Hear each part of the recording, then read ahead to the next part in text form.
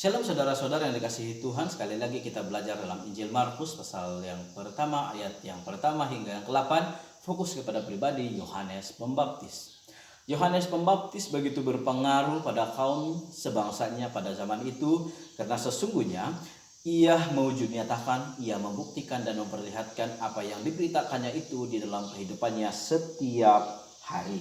Jadi saudara-saudara yang dikasihi Tuhan, ia membuktikan dirinya dalam 3 hal. Yang pertama, tempat tinggalnya adalah di padang gurun, di mana ia memberikan waktu untuk mendengar suara Tuhan. Dan yang kedua, dari pakaiannya dari bulu unta atau jubahnya dari bulu unta dan melingkar di pinggangnya adalah kulit. Ia sedang berusaha atau amnya mewujud nyatakan kesederhanaannya dan mengingatkan kaum sebangsanya pada waktu itu mengenai Nabi Elia yang dicatatkan di dalam 2 Raja-Raja pasal 1 ayat yang ke-8. Saudara-saudara yang dikasihi Tuhan, soal makanan pula, ia memakan belalang madu hutan.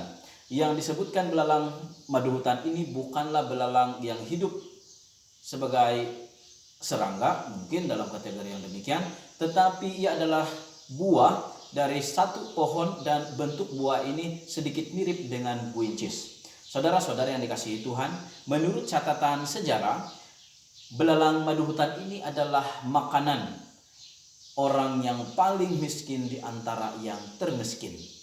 Jadi saudara-saudara yang dikasihi Tuhan, Yohanes Pembaptis ingin menyatakan apa yang diberitakannya mengenai kesederhanaan itu terlalu nyata dalam kehidupannya seharian.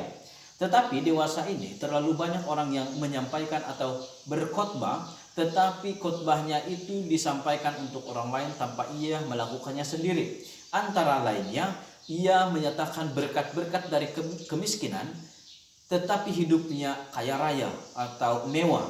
Dan yang paling menyedihkan adalah apabila ia disebutkan sebagai orang yang paling kedekut, tetapi memberitakan tentang kemurahan Allah. Saudara-saudara yang dikasihi Tuhan, apa yang kita beritakan adalah gambaran dari hidup kita sendiri, bagaimana kita mengenal Tuhan.